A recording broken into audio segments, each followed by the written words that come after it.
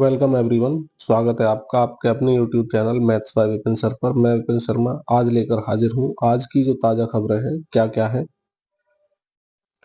पहली खबर है, जूनियर असिस्टेंट के 1054 पदों पर भर्तियां की जाएंगी। तो जो सरकारी भर्ती के लिए उम्मीद कर रहे थे उनको यह मौका मिल चुका है। इलाहाबाद हाई कोर्ट ने जूनियर असिस्टेंट पेड या अप्रेंटिस के 1054 पदों पर भर्ती के लिए ऑनलाइन आवेदन मांगे हैं। इसमें भर्तियां नियमित आधार पर जिला अदालतों के लिए किए जाएंगी। आरक्षण से जुड़े लाभ केवल उत्तर प्रदेश के मूल निवासियों को ही मिलेंगे। अन्य राज्य के जो अभ्यर्थी हैं उन्हें अनारक्षित श्रेणी में ही रखा जाएगा। योग्यता क्या होने वाली है? इंटरमीडिएट की परीक्षा उत्तीर्ण हो, डोएक या NIELIT सोसाइटी से कंप्यूटर कॉन्सेप्ट कोर्स किया हो, कंप्यूटर पर हिंदी में 25 शब्द प्रति मिनट या अंग्रेजी में 30 शब्द प्रति मिनट की टाइपिंग स्पीड। वेतनमान 5,200 से लेकर 20,200 रुपये होगा। आयु सीमा 18 से 40 वर्ष तक है। आयु सीमा की गणना 1 जुलाई 2024 को आधार मानकर की जाएगी। चयन प्रक्रिया ऑनलाइन लिखित परीक्षा और स्किल टेस्ट पर होगी। आवेदन शुल्क क्या है? सामान्य वर्ग, EWS वर्ग और OBC वर्ग के लिए 850, यूपी के EWS के लिए 750 और SC/ST वर्ग के लिए 650 रुपये। और साथ में बैंक शुल्क का भुगतान भी करना होगा। शुल्क का भुगतान ऑनलाइन माध्यम से करना होगा। इसका लिंक आवेदन प्रक्रिया के दौरान ही प्राप्त होगा। तो जो भी उम्मीद कर रहे थे रोजगार के लिए किसी सरकारी भर्ती की, तो वो यहाँ पर जाएं और अपना आवेदन कर दें। आगे है, PM इंटर्नशिप योजना के तहत 1.25 लाख इंटर्नशिप अवसरों की पेशकश हो चुकी है। 250 शीर्ष कंपनियां इस योजना के तहत हो चुकी हैं पंजीकृत। योजना के तहत प्रशिक्षु को साल भर तक हर माह 5,000 रुपये मिलेंगे। इसके बारे में रोजाना न्यूज़पेपर में आ रही है। आप भी जाना चाहते हैं तो आवेदन कर सकते हैं। स्कूलों में नए सत्र से मिडिल तक नई पाठ्य पुस्तकों से होगी पढ़ाई। अगले कुछ महीनों में चौथी, पांचवी, सातवीं और आठवीं कक्षाओं की भी आ जाएंगी किताबें। प्री प्राइमरी पहली, दूसरी, तीसरी और छठी कक्षाओं की पहले ही आ चुकी है नई पाठ्य पुस्तकें। ये NCERT की खबर है।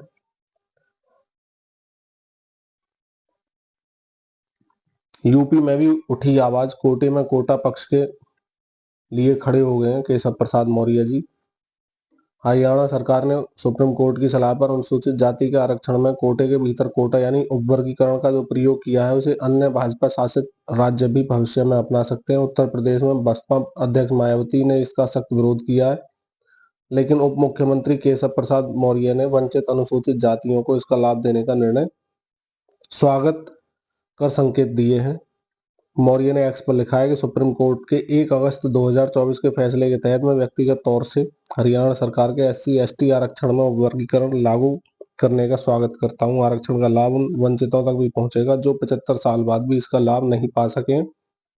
हमारे ही समाज का एक बहुत बड़ा हिस्सा जो बहुत पीछे रह गया था, उसे आगे बढ़ाने की जिम्मेदारी सभी दलों की है। देखते हैं इससे कितने लोगों को लाभ होता है। स्वास्थ्य बीमा पर GST अब नहीं लगेगी। 5 लाख रुपए तक के बीमा के प्रीमियम पर मिलेगी छूट। मंत्री समूह की बैठक में हो चुकी है सहमति।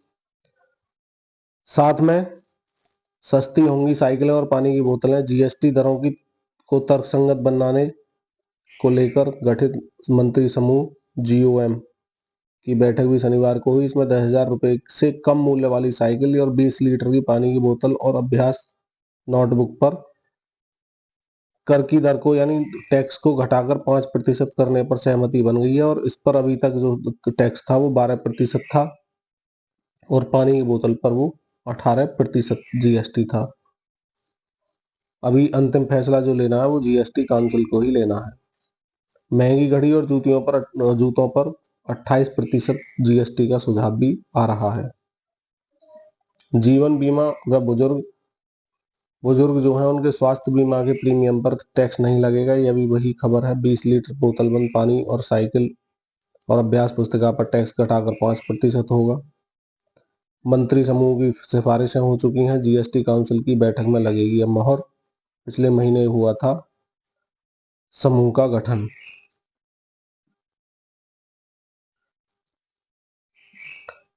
30,000 स्वयंसेवक 72 घंटे में सजाएंगे 28 लाख दीपक। रोजाना 8 घंटे करना होगा काम। घाटों पर उकेरे जाएंगे रामायण कालीन चित्र। घाटों की मार्किंग का भी 95% काम पूरा हो चुका है, क्योंकि अब दीपावली आ रही है। 8वें दीपोत्सव को सफल बनाने के लिए 30,000 स्वयंसेवक 72 घंटे में राम की पैड़ी व भजन संध्या स्थल के 55 घाटों पर 28 लाख दीपक सजाएंगे। इस दीपोत्सव में 25 लाख दीपक जलाकर विश्व कीर्तिमान बनाने की तैयारी है। कोरिया पार्क में दीपों को डंप किया जा रहा है। अब तक 20 लाख दीप पहुंच चुके हैं। अमेजोन और अमेजोन जो है, अमेजोन पर एनसीईआरटी की किताबें एमआरपी पर मिलनी शुरू हो चुकी हैं। ज्यादा कीमत पर किताबें बेचने पर एनसीईआरटी की ओर से की जाएगी कार्रवाई। एनसीईआरटी की ओर से अपने प्रत्येक विक्रेता को पुस्तक खरीदने पर 20% छूट दी जाती है। चौथी और 5वीं कक्षा की पुस्तकों को छोड़कर बाकी सभी कक्षाओं की पुस्तकें उपलब्ध हो चुकी हैं। राष्ट्रीय शैक्षिक अनुसंधान और प्रशिक्षण परिषद एनसीईआरटी की किताबें अमेजन पर एमआरपी रेट पर मिलनी शुरू हो गई हैं। यदि इस ई प्लेटफॉर्म पर अभिभावकों को एमआरपी रेट से ज्यादा पुस्तक मिली तो दोषियों पर कार्रवाई की जाएगी।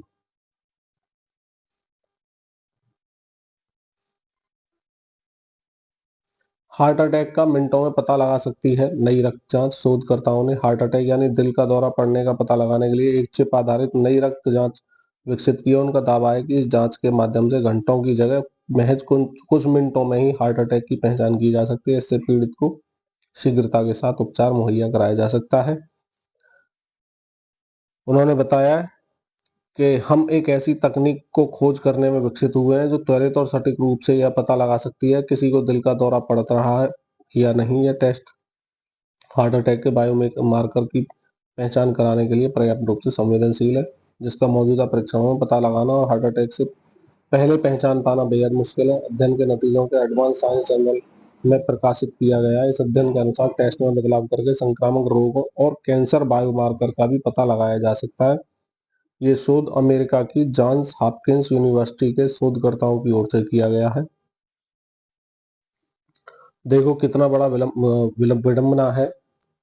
रद्दी में बिक गए टीजीटी बायो 2011 भर्ती के रिकॉर्ड। 85 पदों पर 18 नवंबर 2011 को विज्ञापन जारी किया गया था। 5 साल बाद 17 जुलाई 2016 को लिखित परीक्षा करानी पड़ी थी। साक्षात्कार कराने को रिकॉर्ड खोजा जाने लगा तो हुई जानकारी। नवगठित उत्तर प्रदेश शिक्षा सेवा चयन आयोग की बढ़ गई मुसीबतें।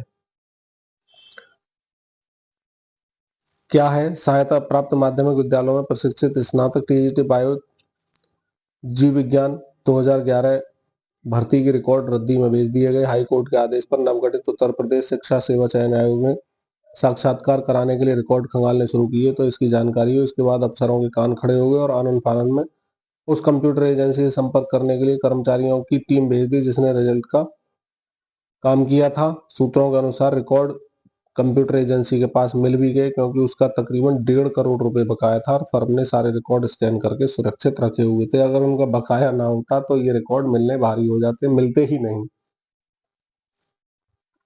इस बार दीपोत्सव में अयोध्या बनाएगा 2 विश्व रिकॉर्ड। 30 अक्टूबर को मुख्य पर्व आयोजित होगा। 1100 पुजारी करेंगे सरयू आरती और 25 लाख दिए जलेंगे। रामनगरी में योगी आदित्यनाथ सरकार पिछले वर्षों में आयोजित हुए दीपोत्सव के सभी रिकॉर्ड को तोड़ते हुए 8वें दीपोत्सव को हर बार के दीपोत्सव से और अधिक भव्य बनाने की तैयारी कर रही है। इस बार 8वें संस्करण में एक साथ 2 विश्व रिकॉर्ड बनाए जाएंगे। पहला विश्व कीर्तिमान हर की रामपेड़ी पर एक साथ 25 लाख दियों को जलाने के साथ बनाया जाएगा। इसकी तैयारियां हो चुकी हैं। और दूसरा रिकॉर्ड 1100 पुजारियों के साथ मां सरयू की आरती करने का बनेगा। अयोध्या जिला प्रशासन रात दिन एक करके दीपोत्सव को यादगार बनाने में जुटा है। दुनिया को मिलेगा विमेंस वर्ल्ड कप का नया चैंपियन। फाइनल मुकाबले में आज आमने सामने होंगे न्यूजीलैंड और साउथ अफ्रीका। क्योंकि भारत की टीम पहले ही बाहर हो चुकी है, तो अब मुकाबला जो हो रहा है फाइनल वो न्यूजीलैंड और साउथ अफ्रीका के बीच में हो रहा है। पॉलिटेक्निक से खबर है कि 22 को डायरेक्ट एडमिशन। 23 अक्टूबर को सुबह 10 बजे से मेरिट के अनुसार होगा सीट आवंटन। डॉक्यूमेंट लेकर जाएं सभी इच्छुक अभ्यर्थी। खाली सीटों की जानकारी वेबसाइट पर 21 अक्टूबर को देख सकेंगे। प्रदेश के सभी राजकीय अनुदानित और प्राइवेट पॉलिटेक्निक संस्थानों में 3 वर्षीय डिप्लोमा इंजीनियरिंग और अन्य कोर्सों में खाली सीटों पर एडमिशन के लिए 22 अक्टूबर को स्पॉट काउंसलिंग होगी। यह प्रक्रिया 7वें चरण की काउंसलिंग के बाद बची हुई सीटों के लिए होगी। एडमिशन फीस मात्र 11,210 रुपये।